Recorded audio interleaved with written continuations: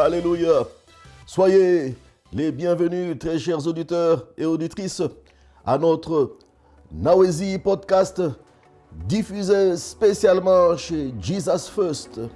Alors nous continuons notre série sur le Saint-Esprit, Nawezi Podcast.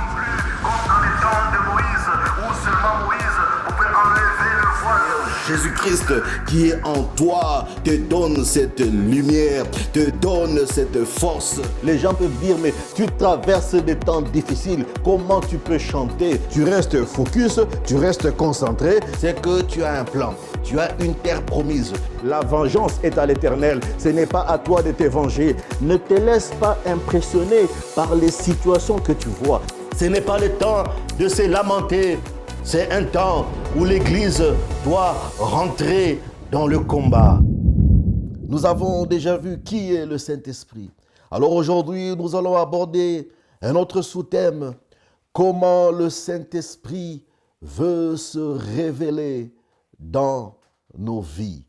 Puisque nous apprenons à marcher avec lui, alors nous devons savoir comment le Saint-Esprit veut se révéler dans nos vies. Alors directement dans les Écritures, je vous invite à prendre vos blocs-notes, à prendre vos Bibles, afin que vous puissiez suivre et cheminer avec nous dans ces enseignements. Et n'oubliez pas, partagez et répandez la bonne nouvelle dans toute la francophonie. Luc 3, le verset 22, nous dit ceci. Tout le peuple venez se faire baptiser. Donc pendant que Jean-Baptiste proclamait la bonne nouvelle dans les déserts, voici la voix de celui qui crie dans les déserts. Le peuple venait se faire baptiser en signe de repentance. Tout le peuple venait se faire baptiser et Jésus fut aussi baptisé. Or, pendant qu'il priait, le ciel s'ouvrit. Donc, au moment où on l'a plongé dans l'eau et qu'il est sorti de l'eau, il a commencé à prier, le ciel s'ouvrit. Et le Saint-Esprit descendit sur lui. Le Saint-Esprit descendit sur lui. Donc, le Saint-Esprit descend sur nous sous une forme corporelle. Il a vu le Saint-Esprit avec une forme corporelle, comme une colombe. C'est la représentation de la manière dont il a vu le Saint-Esprit. Il a vu l'Esprit Saint comme une colombe. Une voix retentit alors du ciel. Tu es mon fils bien-aimé. Tu fais toute ma joie. Alors Dieu a parlé.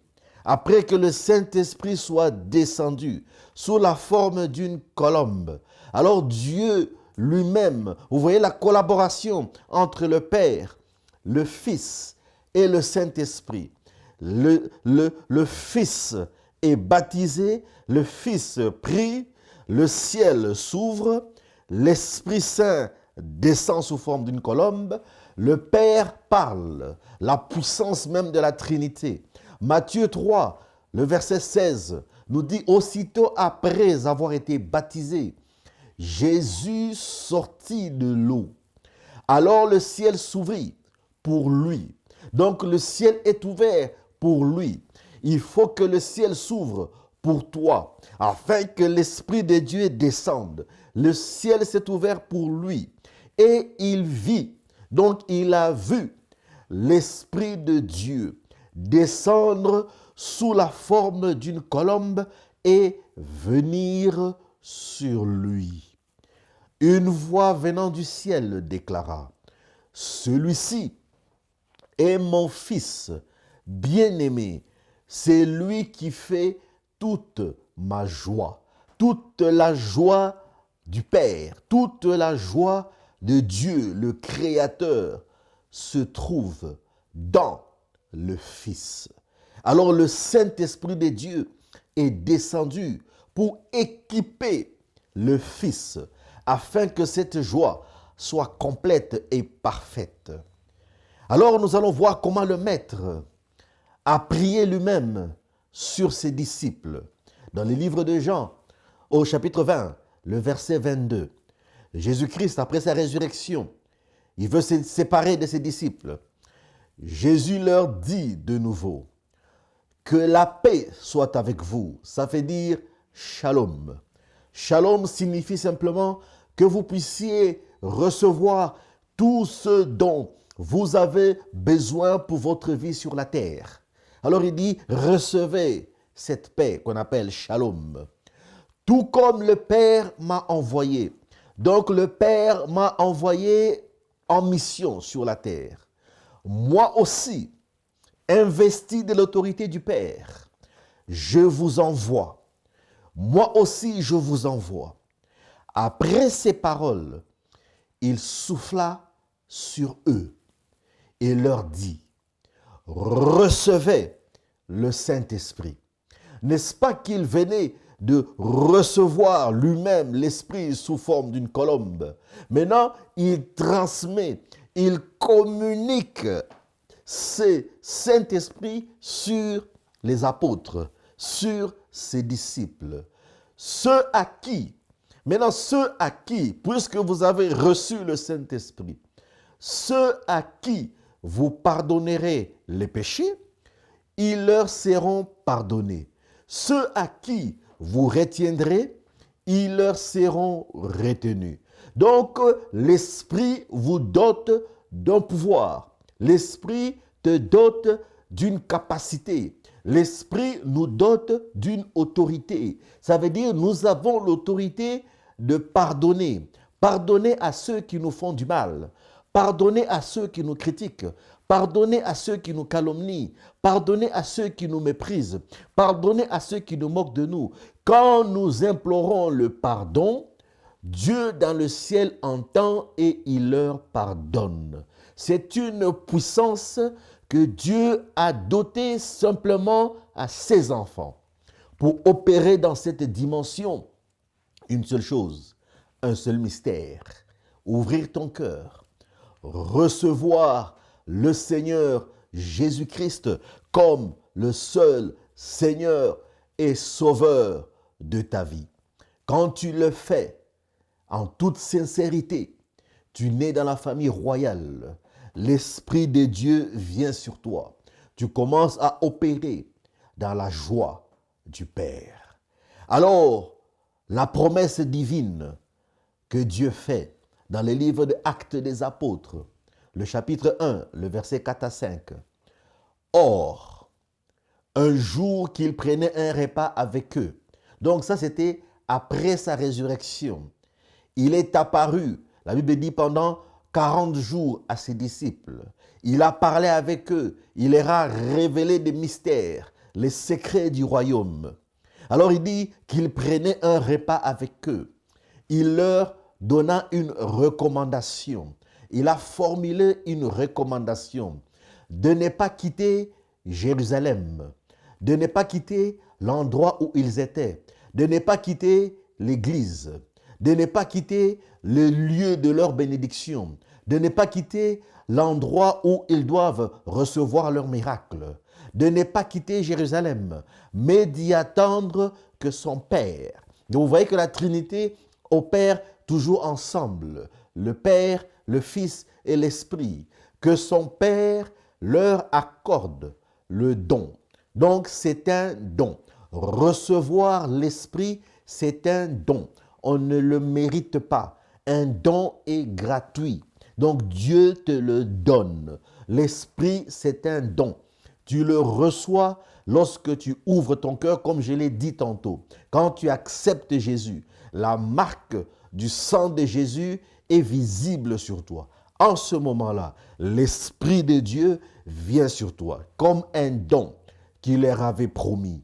C'est le don que je vous ai annoncé, leur dit-il, car Jean a baptisé dans l'eau. Mais vous, voilà, Jean a baptisé dans l'eau. La manière dont Jean a baptisé, c'était dans l'eau. C'était un baptême sur la repentance. Mais vous, c'est dans le Saint-Esprit. C'est dans le Saint-Esprit. Donc, vous devez recevoir un autre type de baptême. Un autre type de baptême. Dans le Saint-Esprit que vous serez baptisés dans peu de jours. C'est ce qu'on appelle le baptême de feu. Donc, vous recevrez le baptême. Vous recevez, donc pour vivre avec l'Esprit, on doit recevoir ce don. Vous recevrez ce don dans peu de temps. Regardez, l'apôtre Paul se retrouve à Éphèse. Alors, nous allons voir dans Actes des Apôtres, chapitre 19, le verset 1 à 3. Pendant qu'Apollos se trouvait à Corinthe, Paul, après avoir traversé la région montagneuse d'Asie mineure, descendit à Éphèse. Il y rencontra un groupe de disciples. Donc, c'était des disciples du Seigneur. C'était un groupe. Il leur posa la question, il demanda, « Avez-vous reçu le Saint-Esprit quand vous êtes devenus croyants, quand vous avez changé, quand vous avez quitté la famille du diable pour rentrer dans la famille royale du Christ? Avez-vous reçu le Saint-Esprit? Est-ce que vous avez reçu ce don? Parce que ces dons, c'est pour les enfants de Dieu. » Ils lui répondirent, « Nous n'avons même pas entendu dire qu'il y ait un Saint-Esprit. Nous ne sommes pas au courant qu'il y ait un Saint-Esprit. » « Quel baptême avez-vous donc reçu ?» leur demanda Paul. Poursuivit Paul, « Celui de Jean-Baptiste, répondit-elle. Donc, répondit le peuple. Donc, ces gens-là ont reçu simplement le baptême de Jean. Donc, ils étaient juste plongés dans l'eau, la repentance.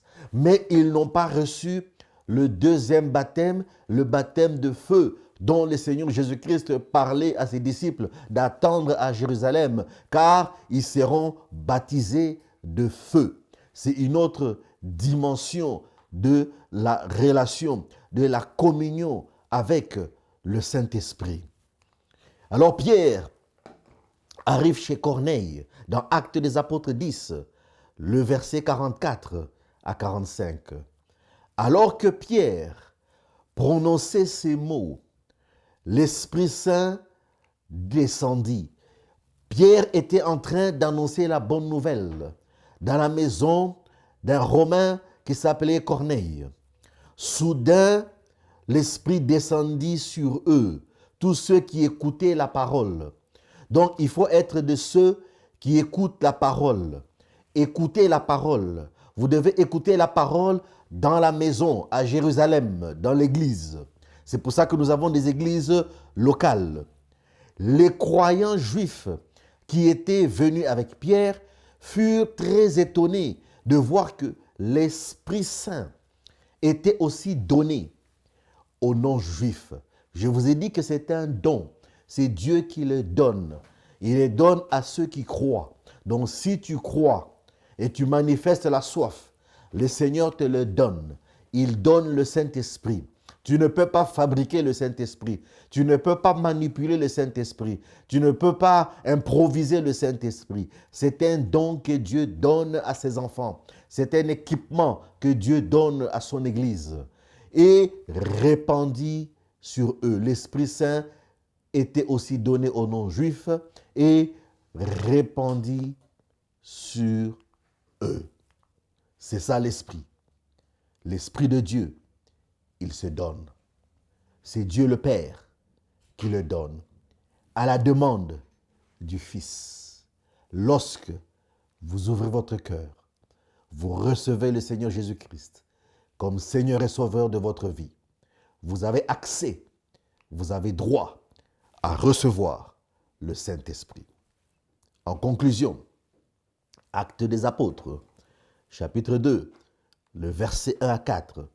Quand le jour de la Pentecôte arriva, ils étaient tous rassemblés au même endroit.